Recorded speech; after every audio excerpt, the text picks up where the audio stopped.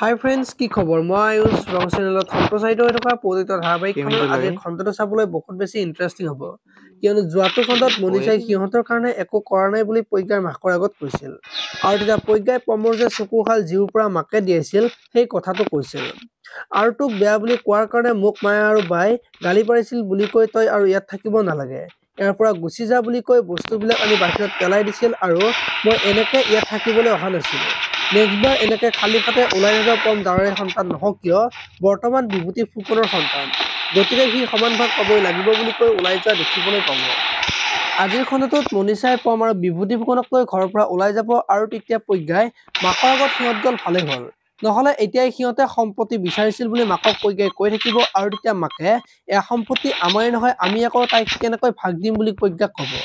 আৰু তেতিয়া প্ৰজ্ঞা আচৰিত হৈ পৰিব, এতিয়া বাৰু সেইখিনি সম্পত্তি কাৰ দেখিবলৈ পাব আজিৰ খণ্ডটোত।